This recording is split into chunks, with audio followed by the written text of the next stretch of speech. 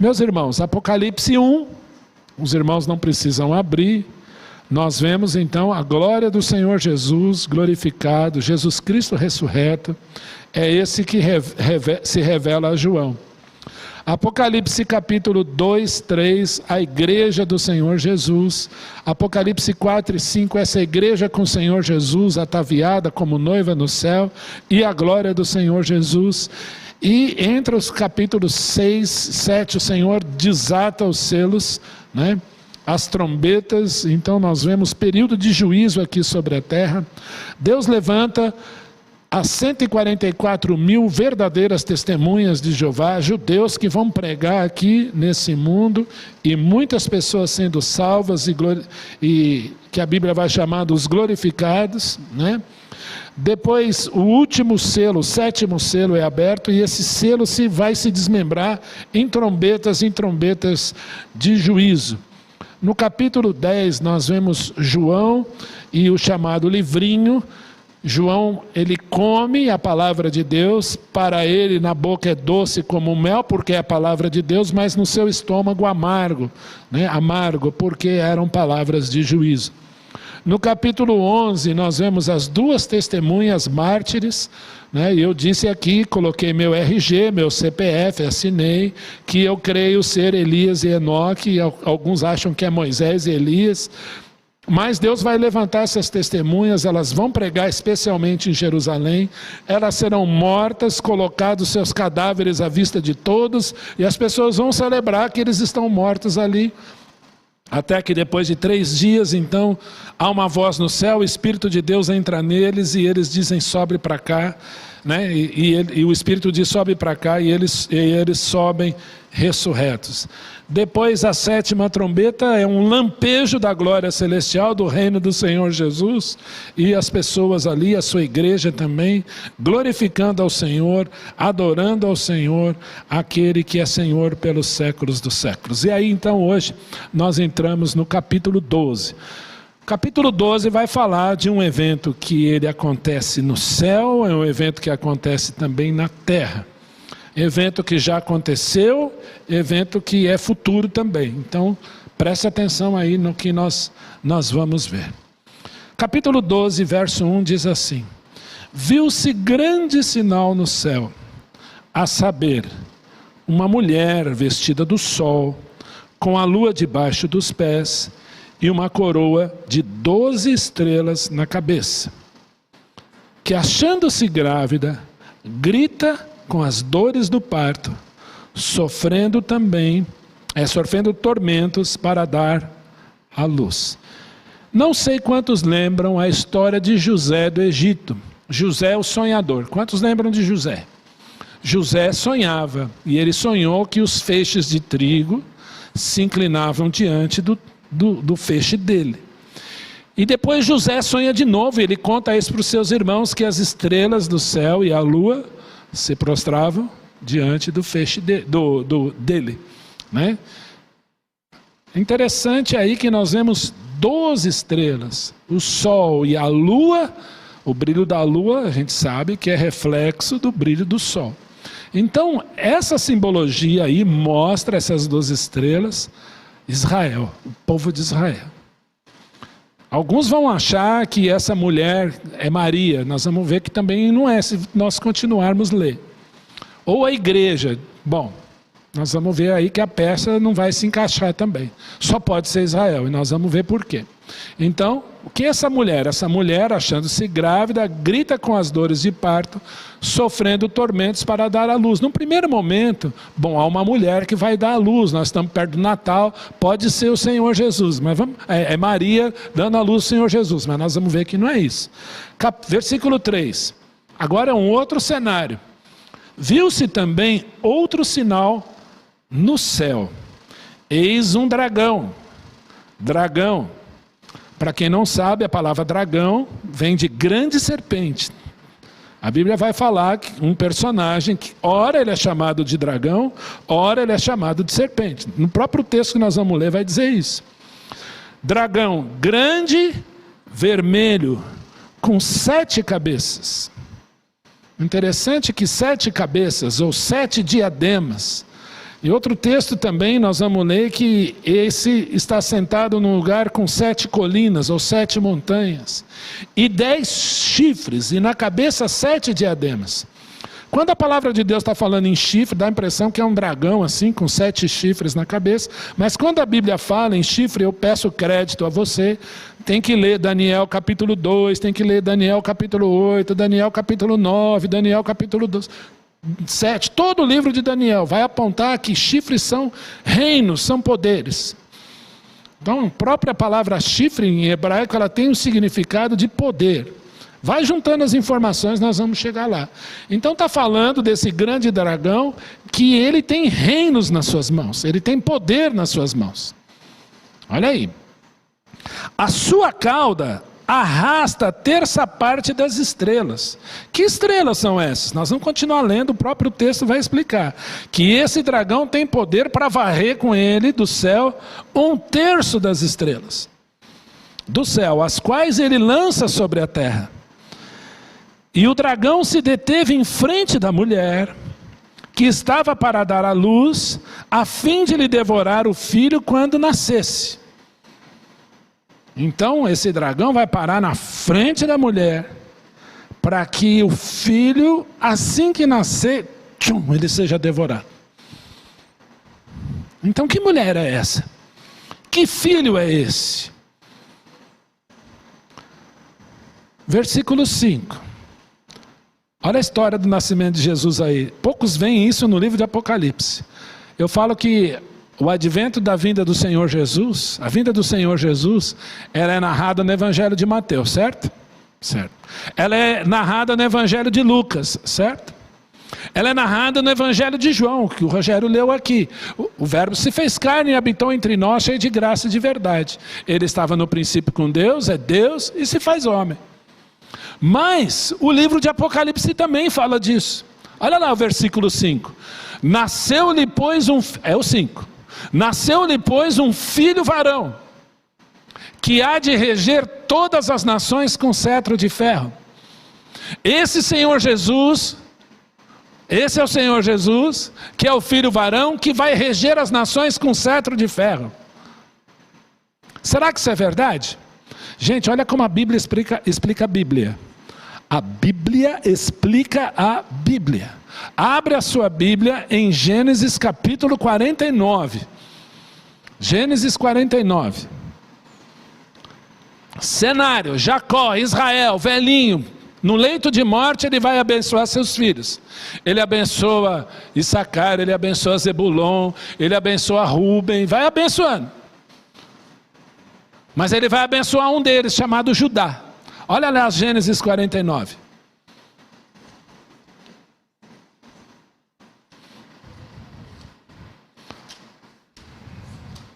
Gênesis 49.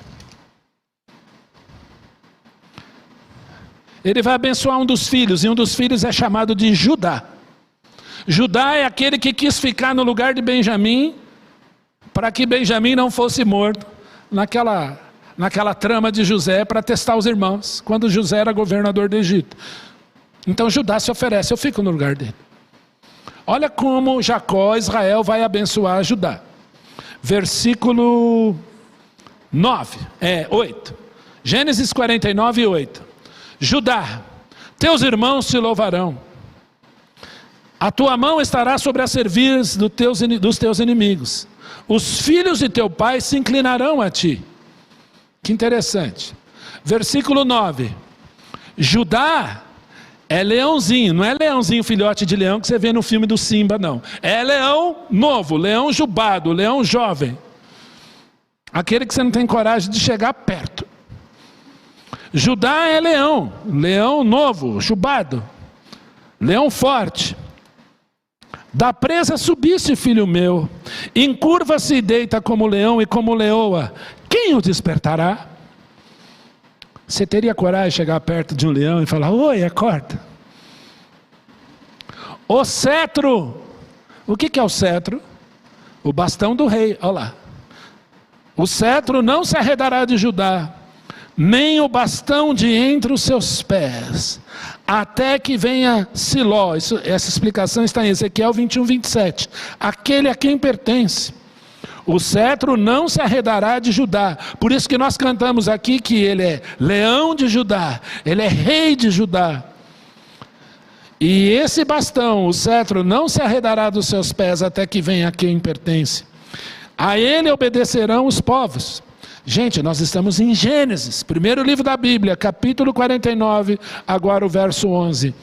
Ele amarrará o seu jumentinho à vide.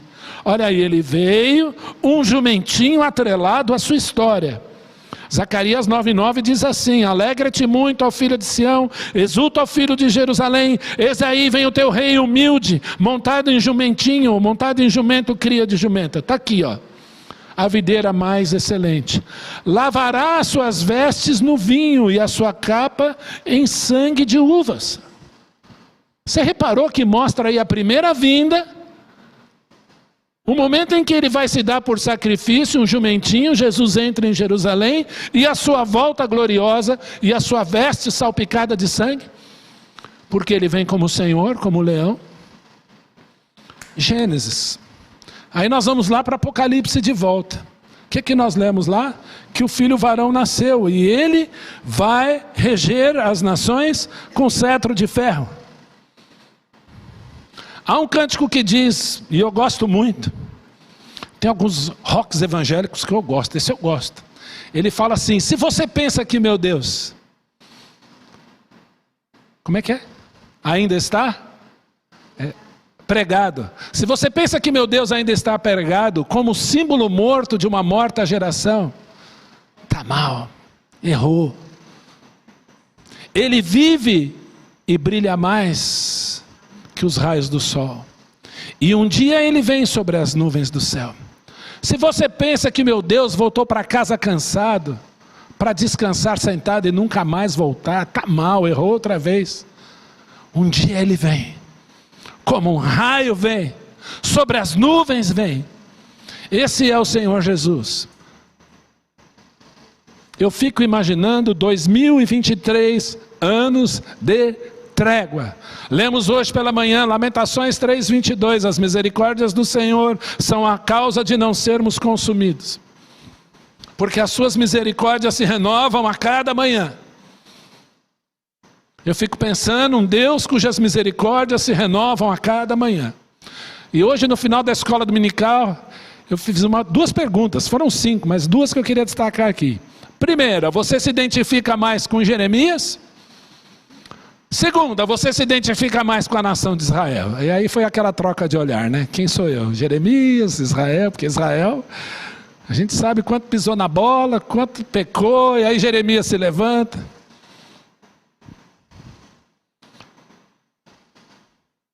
Eu lembro do pastor Glênio Paranaguá, pregando em Vila Mariana. Ele é lá de Londrina, da Igreja Batista de Londrina, pregando lá em Vila Mariana.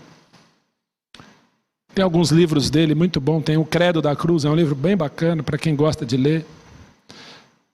E ele falou que uma irmã da igreja começou a discutir com ele: irmão, você é isso. Irmão, você me magoou assim, assim, assado. E aí ele falou que tinha uma senhora descascando mamão, ia fazer uma salada de fruta e ia jogando as cascas na lata do lixo. Depois ela descascou banana, que o Pedro Monastério não me ouça, e jogou lá. E aí foi, né, jogando. E conforme foi jogando, ele virou para aquela lata de lixo e falou assim: lata de lixo, você é isso mesmo, a irmã tem razão. Viu, Glênio? Começou a apontar para a lata como se aquela lata de lixo ali fosse ele. Eu penso, o que eu fiz? Quem sou eu para as misericórdias do meu Deus, que é santo, santo, santo, se renovar a cada manhã, se renovarem toda manhã? Por que Jesus veio aqui? Porque as suas misericórdias se renovam, porque Ele me ama.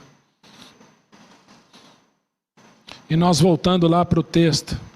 Nasceu da mulher então um filho varão, e ele há de reger todas as nações com cetro de ferro. E o seu filho foi arrebatado para Deus até o seu trono.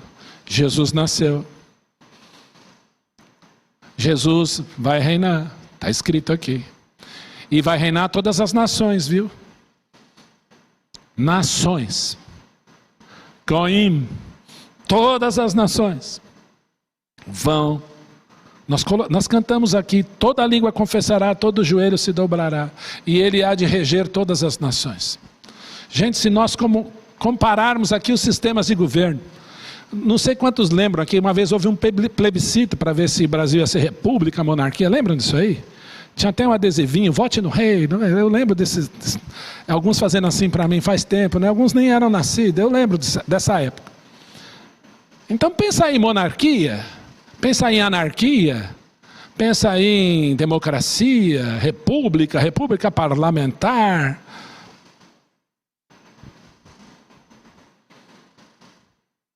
Eu sempre fico pensando, qual é o sistema de governo? Eu gosto do PDT. Do PT, Partido Teocrático. Deu para entender? Partido Teocrático. Ou PDJ, Partido de Jesus. Porque o único rei que há de reger as nações com cetro de ferro, com um reino de verdade, sem problema, com retidão absoluta, é o reino do Senhor Jesus Cristo e nenhum outro mais. Vocês entenderam isso? Ah, nossa esperança está no candidato tal. Ah, é do candidato tal. É da candidata tal. Que Deus tenha misericórdia da Argentina, do Brasil, da Venezuela, da Alemanha. Nasceu-lhe, pois, um filho varão, que há de reger as nações todas, inclusive essa, com cetro de ferro.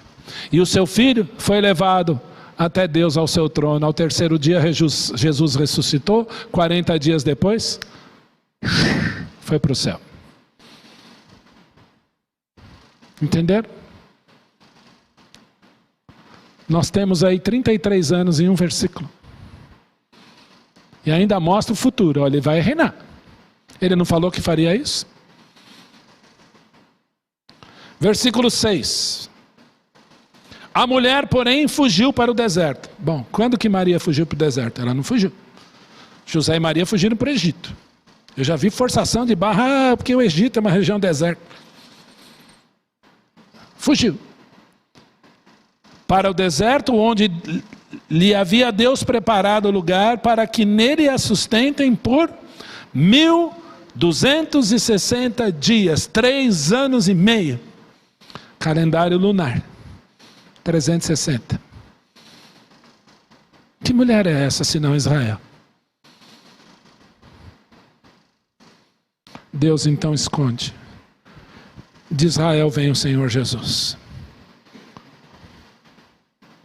Uma vez alguém me perguntou, por que Deus escolheu Israel? Eu digo para vocês que Deus criou Israel. Uma nação, de um homem velho e de uma mulher estéril. Seu filho Isaac, Rebeca estéril. Seu filho Jacó, Raquel estéril. Ele forma uma nação de forma miraculosa, para que dessa venha o Messias, Jesus. A gente sabe o que aconteceu com Moisés no Egito. Toda a nação de Israel passa no Egito. Quantos anos eles ficam no deserto? Eles entram na terra prometida. Deus distribui a terra através de Josué.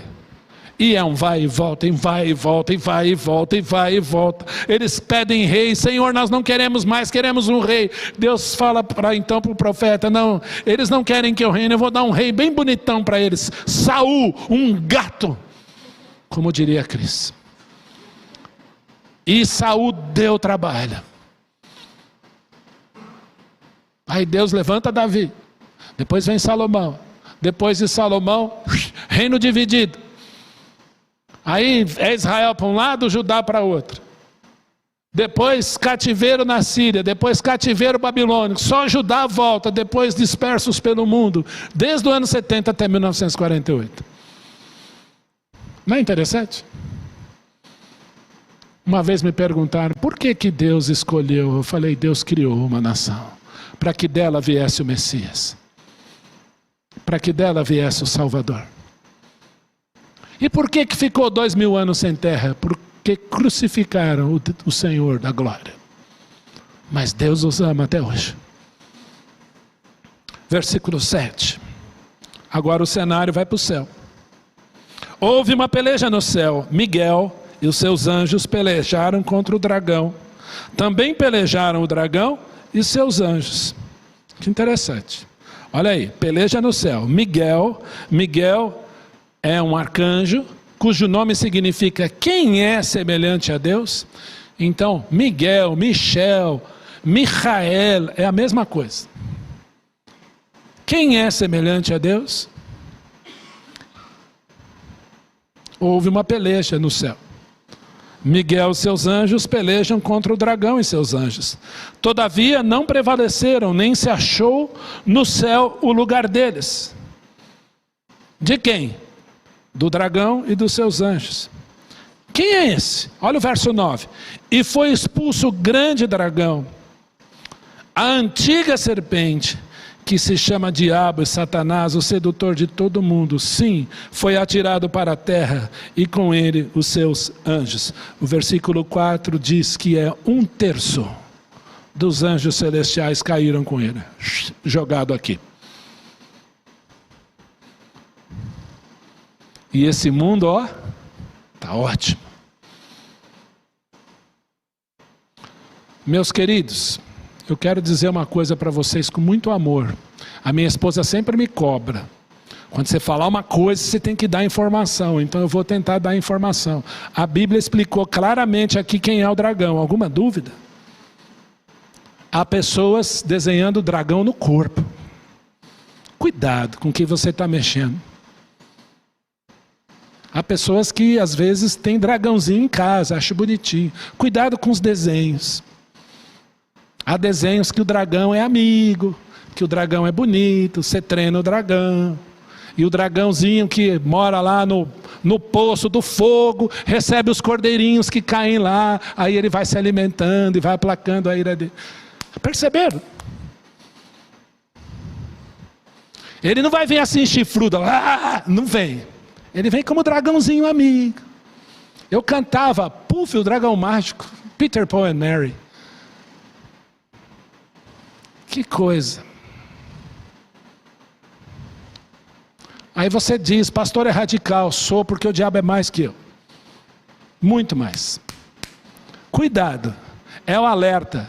Cuidado, papais. Cuidado, mamães. Vocês que vão ser pais daqui a pouco, cuidado. Vocês que são adolescentes, cuidado. Vocês que são jovens, cuidado. Não sou eu que estou dizendo essas coisas. Você está lendo na Bíblia aqui, E foi expulso o grande dragão, a antiga serpente. Às vezes eu passo na rua, eu vejo coisas que eu até desvio, sinto até medo. Falo, Jesus misericórdia. Que as pessoas não estão disfarçando mais. Fechei, tá? Espero que você tenha entendido aí o recado. Amém. Obrigado, Jordânia. Grande é a tua fé, minha irmã. E foi expulso o grande dragão, a antiga serpente, se chama Diabo, Satanás, sedutor de todo mundo. Sim, foi atirado para a terra, e com ele os seus anjos. E a nossa igreja, para terminar aqui, é uma igreja que ama as crianças. Nós oramos pelas crianças todos os domingos. Nós temos um trabalho sério com crianças aqui. E com os papais, as mamães, os homens, mulheres. Já perceberam? É para guardar disso.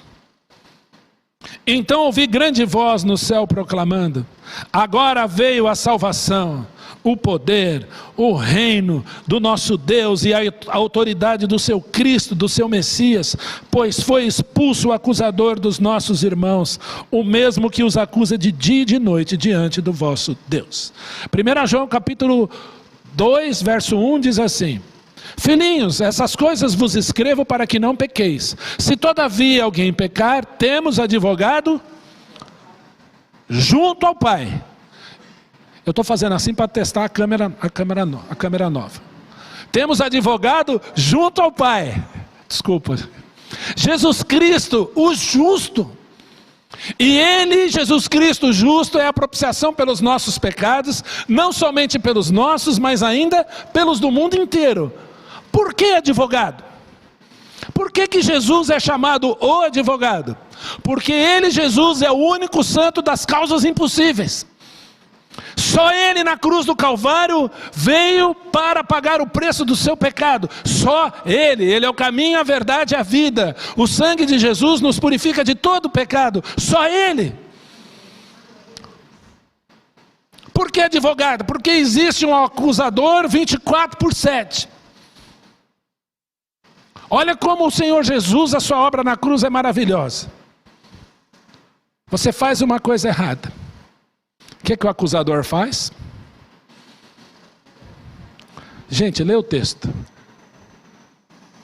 Expulsa o acusador dos nossos irmãos, o mesmo que os acusa, dia e noite, diante de Deus. Qual é o papel dele? A acusação a você, 24/7, diante de Deus. Olha o que você fez. De tentador ele muda para acusador, assim ó. Vai lá, não tem problema, ninguém está vendo. Vai lá, vai, fui. O que é isso que você fez? Acusa. Mas nós temos o Espírito Santo de Deus, que advoga em nós a obra da cruz. E fala assim, meu filho, confessa isso. Jesus pagou. Ele é advogado também, ele pagou. Corre para a cruz, Jesus está lá te esperando, e aí você vai, o que você faz? Confessa, Senhor, eu pequei, como fez Davi no Salmo 51. Senhor, pequei diante de Ti. Como fez o filho pródigo, pequei contra Deus diante de Ti. Aí o que Jesus faz no momento que você ora? Eu morri por Ele, o meu sangue é por Ele. O Pai fala, acusação rejeitada. Você experimenta isso todos os dias?